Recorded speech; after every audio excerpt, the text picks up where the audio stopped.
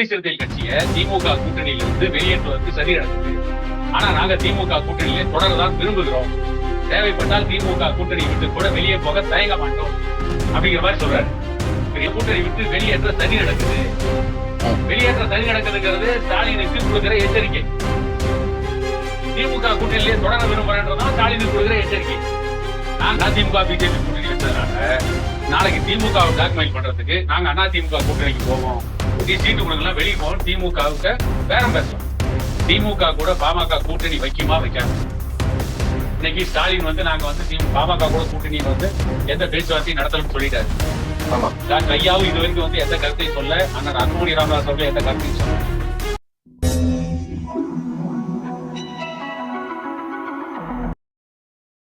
மகிழ்நன் நேயர்களுக்கு வணக்கம்.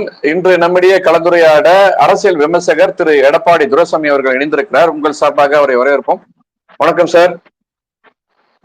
வணக்கம், அனைவருக்கும் வணக்கம் சார். இரண்டு கேள்விகளை மையப்படுத்திதான் இன்னைக்கான விவாதம். ஒண்ணு திரு தொல் திருமாவளவன் இன்றைய நேரலையில் சில செய்திகளை பகிர்ந்திருக்கிறாரு.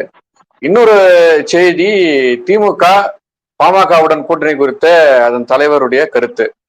முதல்ல தொல் திருமாவளவன் அவர்களுடைய கேள்வியிலிருந்து நம்ம விவாதத்தை தொடங்கிடலாம் சார்.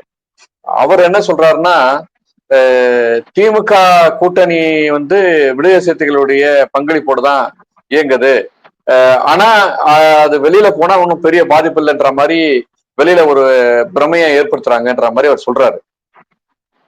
உண்மையிலேயே தொல் திருமாவளவனுடைய ஆதரவு திமுகவுக்கு முக்கியமா திமுக நினைக்குதா, அல்லது என்ன சார் அவங்க மக்கள் எதிர்பார்க்கறாங்க? விடுதலை சிறுத்தைகள் கட்சியை திமுக கூட்டணியிலிருந்து வெளியேற்றுவதற்கு சதி நடக்குது. ஆனா நாங்க திமுக கூட்டணியிலே தொடரதான் விரும்புகிறோம்.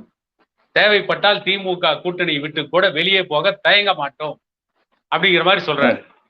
இவர் என்னன்னா, அதாவது திமுக கிட்ட சீட்டு பேரத்துக்காக நாடகம் ஆடுறாரா, அல்லது உண்மையிலேயே விடுதலை சிறுத்தைகள் கட்சியை கூட்டணியை விட்டு வெளியே விட்டா தனக்கு அவ்வளவு ஒன்றும் சரியான ஆதாயம் கிடைக்காது அப்படின்னு திமுக தலைமை நினைக்குதா அப்படின்ற கேள்விகள்லாம் இன்றைக்கு திருமாவளவனுடைய இந்த பேச்சு பல கேள்விகளை எழுப்புது. ஏன்னு கேட்டீங்கன்னா, வட தமிழகத்துல வன்னியர் அல்லாத ஓட்டுகளை வாங்குறது, குறிப்பா தாழ்த்தப்பட்ட சமூகத்துடைய ஓட்டுக்களை வாங்குறதுக்கு திருமாவளவனை பயன்படுத்திக்கிட்டாங்க திமுக. ஆனா திருமாவளவனுக்கு உண்டான சரியான பிரதிநிதித்துவத்தை தேர்தலில் போட்டியிட திமுக அவங்களுக்கு கொடுக்கல. அது எப்படி பார்த்தாலும் உண்மை. ஏன்னா திமுக வட தமிழகத்துல வாங்கிய ஓட்டுகள்ல கிட்டத்தட்ட ஒரு 20% ஓட்டுகள் திருமாவளவனால் அவங்களுக்கு வந்ததுதான். ஏன்னா திருமாவளவன் வன்னியர்களுக்கு எதிரான ஒரு பிம்பத்தை கட்டமைச்சு அதன் மூலம் தாழ்த்தப்பட்ட சமூகத்துடைய ஓட்டுகளை திமுக அறுவடை பண்ண. அதனாலதான் இந்த வட தமிழகத்துல வன்னியரையும் தலித் சமூக மக்களையும் ஒன்று சேர விடாம எல்லா வேலையும் திராவிட கட்சிகள் பண்ணிட்டே இருக்காங்க. திமுக அண்ணா திமுக இதுல யாரும் சலைச்சவங்க கிடையாது. அது காமராஜர் காலத்துல இருந்தே நடக்குது. இன்னைக்கு புதுசா நடக்கல, இப்போ ரொம்ப அதிகமா நடக்குது. அதனால திருமாவளவன் என்ன நினைக்கிறாருன்னா, திமுக கூட்டணி விட்டு நம்மளை வெளியேற்ற மாட்டாங்க, திமுக கூட்டணி விட்டு வெளியேற்றாம வச்சிருந்து கடைசி வரைக்கும் கூட்டணியிலே வச்சிருந்து 2001ஆம் ஆண்டு தேர்தல் நினைக்கிறேன், எப்படி வைகோவை கடைசி வரைக்கும் கூட்டணியில் வச்சிருந்து கடைசி நேரத்துல கலைஞர் கருணாநிதி குறைந்த சீட்டு கொடுத்தனால வேற வழி இல்லாம வைகோ வெளியே போய் அந்த தேர்தலையே புறக்கணிச்சாரோ, அதே மாதிரி ஒரு நிலைமை வந்துடக்கூடாதுன்னு திருமாவளவன் யோசிக்கிறார் நினைக்கிறேன். அதனாலதான் நாங்க திமுக கூட்டணியிலே தொடர விரும்புறோம், இருந்தாலும் எங்களை கூட்டணி விட்டு வெளியேற்ற சதி நடக்குது. வெளியேற்ற சதி நடக்குதுங்கிறது ஸ்டாலினுக்கு கொடுக்கிற எச்சரிக்கை. திமுக கூட்டணியிலே தொடர விரும்புறன்றதும் ஸ்டாலினுக்கு கொடுக்கிற எச்சரிக்கை. நாங்க திமுக கூட்டணியிலே தொடரணும்னா வரப்போகிற சட்டமன்ற தேர்தலில் எங்களுக்கு இன்னும் அதிகமான சீட்டை கொடுக்கணும், குறைந்தபட்சம் ஒரு 10 சட்டமன்ற தொகுதிகளாவது ஒதுக்கணும். அது எது வெற்றி பெறக்கூடிய சட்டமன்ற தொகுதிகளாவது ஒதுக்கணும், அல்லது தோல்வி அடையக்கூடிய சட்டமன்ற தொகுதி ஒதுக்குறதுன்னா குறைந்தபட்சம் 15 சீட்டாவது கொடுக்கணுன்ற நிலைமையில திருமாவளவன் இருக்கிறார்னு ஒரு செய்தி. ஒருவேளை திமுக கூட்டணி விட்டு வெளியேற்றப்பட்டால் அதிமுக கூட்டணிக்கு இனிமே திருமாவளவன் போறதுக்கான வாய்ப்பு மிக மிக குறைவு. ஏன்னா அங்க பாரதிய ஜனதா கட்சி கூட்டணி வச்சுட்டாங்க. திருமாவளவன் தொடர்ந்து பாரதிய ஜனதா கட்சிக்கு எதிராகவே பேசிட்டு வந்ததுனால இப்ப பாரதிய ஜனதா கட்சி இருக்கிற அந்த கூட்டணியில திருமாவளவன் போய் சேர முடியாது. ஆக திருமாவளவன் தான் இப்ப வந்து மிகப்பெரிய நெருக்கடியில மாட்டிட்டு முழிக்கிறார். என்ன பண்றதுன்னு தெரியல. முன்னால போனா கடிக்குது, பின்னால போனா உதைக்குது. இதான் இன்றைக்கு திருமாவளவனுடைய நிலைமை. இதுக்குதான் அதனாலதான் சார் அவரு அதிமுக பிஜேபி கூட்டணி அமைஞ்சவனே ஒரு கருத்து சொல்றாருன்னா, இந்த கூட்டணி ஒரு மாதிரி துரதிருஷ்டவசமானது, இந்த கூட்டணி வந்து ஏற்றுக்கொள்ளக்கூட கூட்டணியா இல்ல அப்படின்லாம் வந்து இவர் விமர்சனம் பண்றாரு. அவங்க 2 பேர் கூட்டணி வச்சா இவர் ஏன் ஏத்துக்க போறாருன்னு தெரியல அப்படின்லாம் வந்து பொதுவெளியில் பேசப்பட்டது. நீங்க சொன்ன மாதிரி இவருக்கான அந்த நுழைவாயில் அங்க அடைக்கப்பட்டதுன்னு இவர் நினைக்கிறாரா? அதான் காரணம். அதிமுக பிஜேபி கூட்டணி வச்சதுனால நாளைக்கு திமுக பிளாக்மெயில் பண்றதுக்கு நாங்க அதிமுக கூட்டணிக்கு போவோம், நீ சீட்டு கொடுக்கலாம் வெளியே போவோம், திமுக கிட்ட பேரம் பேசலாம். யாரு? திருமாவளவன். திருமாவளவன் பேரத்தினுடைய வலிமை இப்போ குறைஞ்சு போச்சு. அதனாலதான் இப்ப அவர் வந்து திக்கு தெரியாத காட்டுல தவிச்சிட்டு இருக்காரு.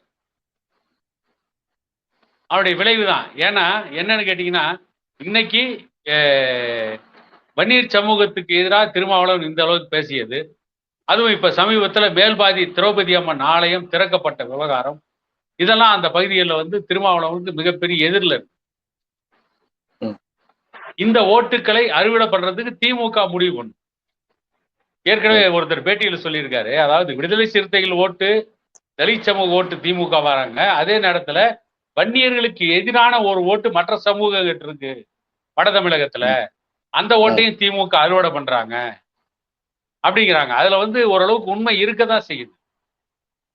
ஏன்னு கேட்டீங்கன்னா, அதாவது பாட்டாளி மக்கள் கட்சிய ஜாதி கட்சி அப்படின்னு ஒரு பிரச்சாரத்தை தொடர்ந்து முன்னெடுக்கிறாங்க. இந்த ஆலந்தூர் RS பாரதி கூட இப்ப ஜூனியருடன் பேட்டியில சொன்னது காரணம் தான். இப்ப தேர்தல் நெருங்கி வர நேரத்துல பாமகவை ஒரு ஜாதி கட்சிங்கிறத திரும்ப அவங்க வந்து மக்கள் மத்தியில பிரச்சாரம் பண்ண ஆரம்பிச்சிட்டாங்க. பாத்தீங்களா? இதுல என்ன ஒரு வேடிக்கைன்னா, 2021 ஆட்சிக்கு வந்த திமுக நாங்க இந்த 5 ஆண்டுகள்ல கொடுத்த வாக்குறுதி என்னென்ன நிறைவேற்றி இருக்கிறோம் அப்படின்னு சொல்லக்கூடிய தைரியம் திமுக கிடையாது. இல்ல, ஏன்னா கொடுத்த வாக்குறுதியில 90% காற்றுல பறக்க விட்டாங்க. திரும்பவும் அதே வாக்குறுதி அடுத்த தேர்தலில் கொடுக்க போறாங்க. அதை பார்த்து இந்த மகாஜனங்களும் ஏமாற போறாங்க. அதனால இவங்களை திசை திருப்பணும். திசை திருப்பதற்கு என்ன பண்றாங்க? இந்த ஒருத்தர் திருடிக்கிட்டு ஓடுவான் ரோட்ல, அவனை பின்னால எல்லாரும் துரத்துவாங்க. இந்த திருடனா பாத்தீங்களா, இவனு இந்த துரத்தவன் கூட சேர்ந்துக்கிட்டான். அதான் திருட ஓடுறான் பாரு, புடி புடிமா இவனா. ஆமா ஆமா, அங்க எந்த திருடனும் கிடையாது. இவனு இந்த மக்களோட சேர்ந்துக்கிட்டு வேற இல்லாத ஒருத்தனை திருடன் காட்டிட்டு இருப்பாங்க. அந்த மலிவான தந்திரத்தை திமுக தொடர்ந்து கையாளுது. அதனாலதான் இப்ப ஆலந்தூர் பாரதி இந்த வேலையை இப்ப ஆரம்பிச்சிருக்காரு.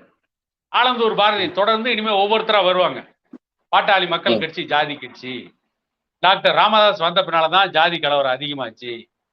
அப்புறம் என்ன வெங்காயத்துக்கு வந்து 2006 இருந்து 2011 வரைக்கும் பாட்டாளி மக்கள் கட்சி தயவுல ஆட்சி நடத்துனீங்க, விட்டுட்டு போக வேண்டியதுதானே? இல்ல, அது அவங்க அப்பாவுடைய தலைமை சார். அது வந்து கலைஞருடைய தலைமை. அது அப்ப அவங்க அப்பா காலத்துல பாட்டாளி மக்கள் கட்சி ஜாதி கட்சியா தெரியல. நீங்க ஆட்சியாளனும், நீங்க அதிகாரத்துல இருக்கணும், நீங்க சாராயம் விற்கணும்னா பாமக ஜாதி கட்சி கிடையாது. உங்களை வந்து சுற்றி காட்டினா, உங்க மேல அரசியல் விமர்சனத்தை வச்சா உடனே பாமக ஜாதி கட்சி ஆயிரும். இது என்ன அநியாயம்? இது எவ்வளவு பெரிய அயோக்கியத்தனமான அரசியல் பித்தலாட்டம் சார். அது பாமக செஞ்ச தவறு தானே சார் சொல்லணும். ஏன்னா அன்னைக்கு இருந்த அதிமுகவுடைய பொதுச் செயலாளர் திரு மிகு செல்வி ஜெயலலிதா அவர்கள் கலைஞரை வந்து கைது பண்ணி அவருடைய குற்ற நடவடிக்கையாக கைது பண்ணி சிறையில் அடைக்கிறாங்க. சிறையில் அடிச்ச உடனே மிகப்பெரிய தனிமை பத்திரக்கு அவர் ஆளாக்குறாரு. அந்த நிலைமையில யாரையும் யோசிக்கிறாங்க, யாரு போய் இதை போய் சால்வ் பண்றது, அல்லது யாரு போய் பார்த்தாலும் அவங்க மேலேயும் ஒரு சட்டம் பாயன்ற ஒரு சிறைச்சாலை நோக்கி போக வேண்டிய ஒரு நிலைமை வரும்னு எல்லாரும் பயப்படுறாங்க. அதுல முதலாளா போய் கவலைப்படாதீங்க, உங்களுக்கு நாடுகிறோன்னு சொன்னது அன்னைக்கு மருத்துவர் ஐயா தான். நேரா சிறைச்சாலை வாசல்லையே போயிட்டு அங்க நின்று அவருக்கு ஒரு பெரிய பக்கபலமா இருந்து அந்த அந்த அரசியல் களத்தையே மாத்தினவரு, கலைஞருக்கு திரும்ப ஒரு தெம்ப கொடுத்தது வந்து அன்னைக்கு டாக்டர் ஐயா தான். அப்ப அந்த தவறை இவர் செய்யாம போயிருந்தா அன்னைக்கே இந்த திமுக ஒரு குற்றவாளியா மேம்பால ஊழல்ல ஒரு மிகப்பெரிய சரிவை செஞ்சிருக்கோம் இல்லையா சார்? இல்ல அதாவது இதுல வந்து ஒரு மிகப்பெரிய சிக்கல் என்னன்னு கேட்டீங்கன்னா, கலைஞரை நள்ளிரவு 1 மணிக்கு போய் ஜெயலலிதா கைது பண்ண வேண்டிய அவசியம். அதாவது கலைஞர் மேல வந்து சட்ட ரீதியா நடவடிக்கை எடுக்கிறதுங்கிறது வேறு, பழி வாங்கும் விதமா எடுக்கிற நடவடிக்கைன்றது வேறு. விடிய காலம் 6 மணிக்குள்ள கலைஞர் கருணாநிதி தப்பிச்சு ஆஸ்திரேலியா ஓடி போயிட போறதில்லை. சரி. அல்லது வந்து இந்த மும்பை தொடர் குண்டுவெடிப்பு வழக்கில் சம்பந்தப்பட்ட தாவூத் இப்ராஹிம் குரூப் தப்பிச்சு ஓடி குவைத்தில் துபாயில பல நாடுகள் இன்னைக்கு தஞ்சமாயிட்டு இந்திய அரசுக்கே வந்து கண்ணாமூச்சி காட்டிட்டு இருக்காங்கல்ல, அப்படி கலைஞர் செய்ய முடியாது. காலையில பொறுமையா கலைஞர் அரெஸ்ட் பண்ணியிருந்தா டாக்டர் ஐயாவும் போக வேண்டிய அவசியம். ஏன்னா இது ஒரு ஜனநாயக விரோத நடவடிக்கை. ஜெயலலிதாவுடைய தான் தோன்றித்தனமான செயல், அது ஜெயலலிதா நடத்திய ஆணவம், அது ஜெயலலிதா வந்து தான் என்ற அகந்தையில பண்ணது. அதனாலதான் அன்னைக்கு ஜெயலலிதா கூட கூட்டணியில் இருந்தாலும் கூட அந்த கூட்டணி ஒப்பந்தத்தின்படி ஒரு நாடாளுமன்ற மாநிலங்களவை உறுப்பினரை பாட்டாளி மக்கள் கட்சிக்கு ஜெயலலிதா கொடுக்க வேண்டி இருக்கிறது. ஆனால் அதை பற்றியெல்லாம் கவலைப்படாம அன்னைக்கு போய் கலைஞருக்கு வந்து டாக்டர் ஐயா போய் ஆதரவா நின்ன பின்னாலதான் மற்ற ஜனநாயக சக்திகள் ஆதரவு கொடுத்தாங்க. அதனால நாம என்ன பண்றோம்னா, ஜனநாயக விரோத போக்க டாக்டர் ஐயா கண்டிப்பதுங்கிறது வேறு, ஜெயலலிதா வந்து சட்ட ரீதியா நடவடிக்கை கருணாநிதி மீது எடுப்பது என்பது வேறு. ஆனா தான் தோன்றித்தனமாக பழிவாங்கும் நோக்கில் எடுக்கப்படுகின்ற நடவடிக்கைகள் அரசியலுக்கு உகந்ததல்ல, அது அரசியல் நாகரிகம் இல்லை. ஆனா அந்த இடத்துல போய் டாக்டர் ஐயா கலைஞர் கருணாநிதியை ஆதரித்தது முழுக்க முழுக்க இன்று வரை சரி. அதான் நான் என்ன கேட்கிறேன், இந்த ஆலந்தூர் பாரதிக்கு இல்ல அந்த ஆலந்தூர் பாரதிக்கு அன்னைக்கு ஜெயலலிதா கட்சியோட கூட்டணியில இருந்தும் பாட்டாளி மக்கள் கட்சியுடைய நிறுவனர் டாக்டர் ஐயா அன்னைக்கு கலைஞர் கருணாநிதியை நள்ளிரவில் கைது செய்தது தவறு அப்படின்னு போய் அன்னைக்கு சிறைச்சாலையில கலைஞரை பார்த்து, கலைஞருக்கு அதாவது தன்னம்பிக்கைக்கு பெயர் போன கலைஞருக்கு அன்னைக்கு தன்னம்பிக்கை கொடுக்க வேண்டிய இடத்துல டாக்டர் ஐயா தான் இருந்தார்.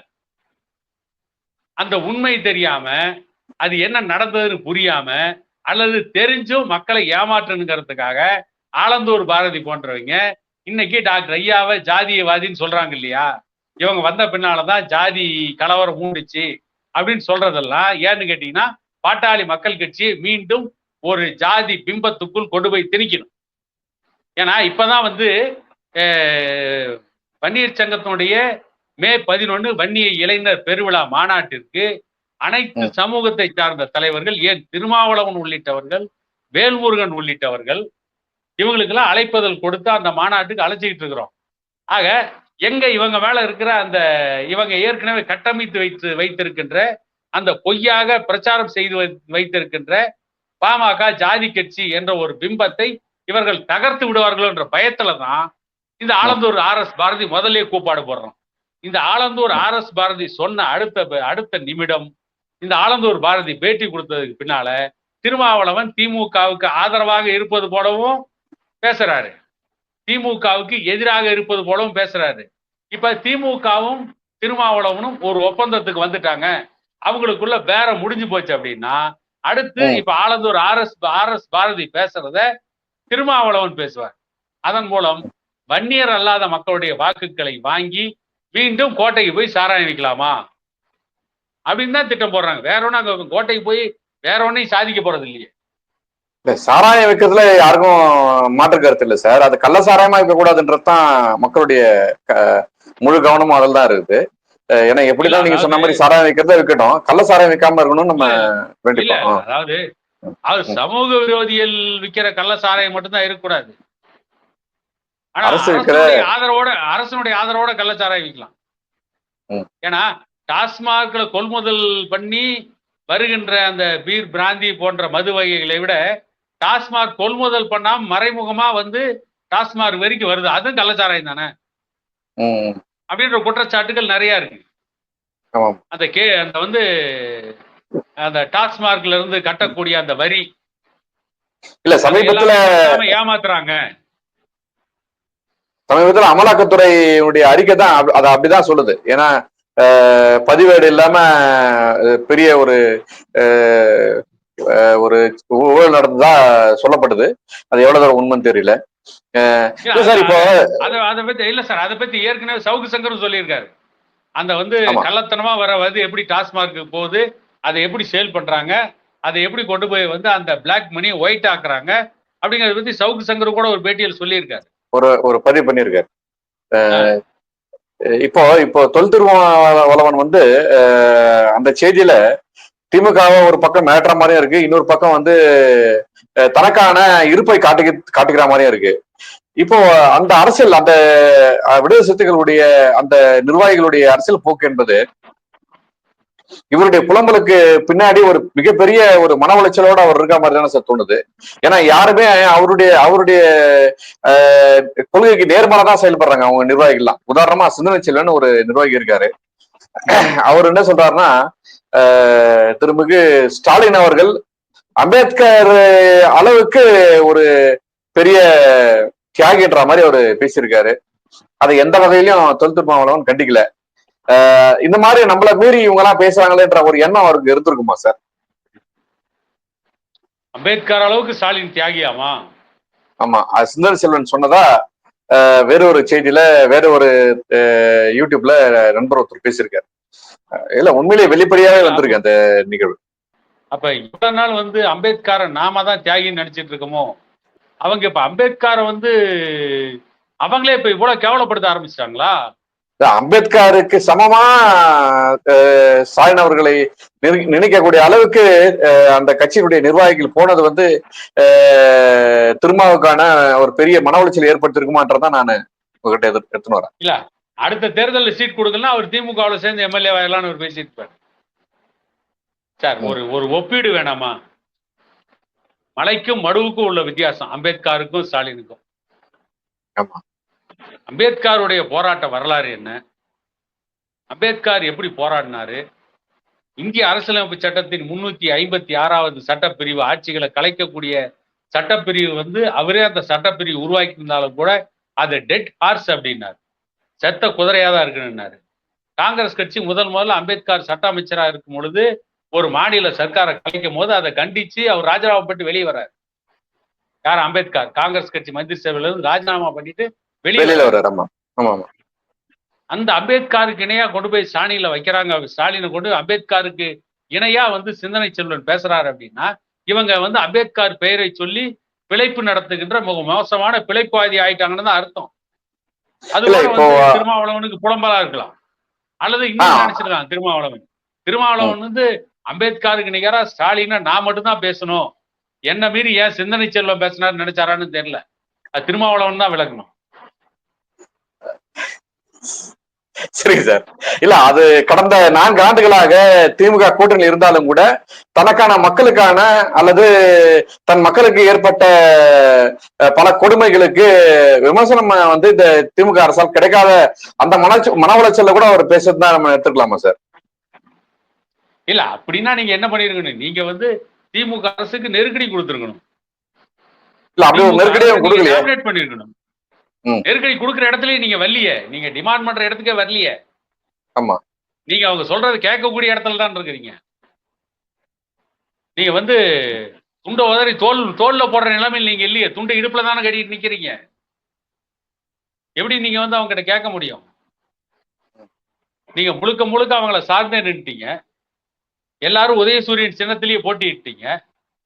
எனக்கு தெரிஞ்சு திருமாவளவன் மட்டும்தான் வந்து பானை சின்னத்துல போட்டிட்டாருன்னு நினைக்கிறேன். பானை சின்னத்துல மற்றவங்க எல்லாம் திமுகவுடைய உதயசூரியன் சின்னத்துல போட்டிட்டு நீங்க எப்படி போய் அவங்களை டிமாண்ட் பண்ண முடியும்?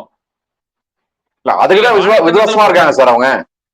இல்ல, நீங்க பானை சின்னத்துல போட்டிட்டு இருந்தா நாளைக்கே கூட திமுக அரசை எதிர்த்து உங்க 4 எம்எல்ஏ வெளியே வரலாம்.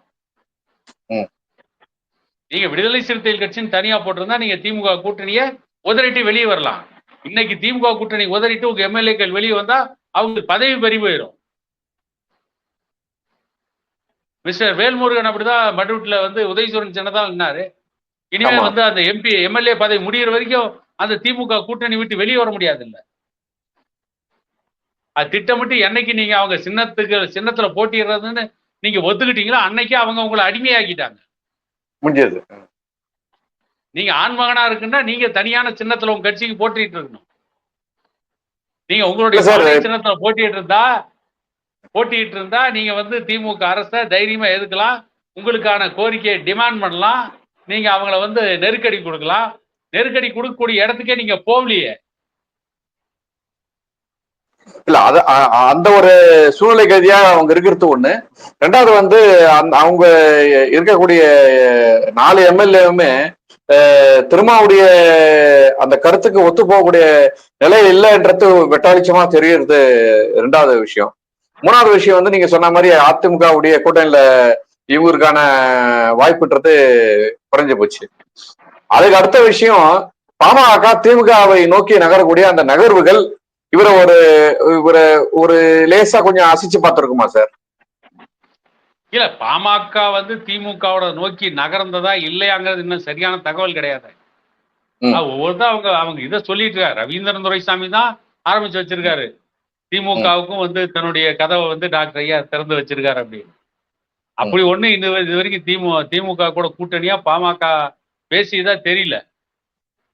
டாக்டர் ஐயா வந்து ஒரு சரியான வந்து இது எடுப்பாரு. அதிகாரபூர்வமா எந்த ஊடகங்களும் வந்து திமுக கூட பாமக பேசிச்சு அப்படின்னு ஒரு செய்தியும் வெளியிடல. இல்ல அதை ஒட்டிதான் இன்னைக்கு முதல்வரும் ஒரு கருத்தை வெளியிட்டு இருக்காரு. அது ஒரு கற்பனை செய்தி அப்படின்னு சொல்லிட்டு சொல்லியிருக்காரு. அது அந்த செய்தியை ஒட்டி அதை முற்றுப்புள்ளி இருக்குமா அல்லது அந்த முற்றுப்புள்ளின்றது 1, 2, 3 தொடருமா சார்? திமுக கூட பாமக கூட்டணி வைக்குமா வைக்காதா? இன்னைக்கு ஸ்டாலின் வந்து நாங்க வந்து பாமக கூட கூட்டணின்னு வந்து எந்த பேச்சுவார்த்தையும் நடத்தலன்னு சொல்லிட்டாரு. ஆமா. டாக்டர் ஐயாவும் இது வரைக்கும் வந்து எந்த கருத்தையும் சொல்ல, அண்ணன் அன்புமணி ராமதாஸ் அவர்களும் எந்த கருத்தையும் சொல்ல.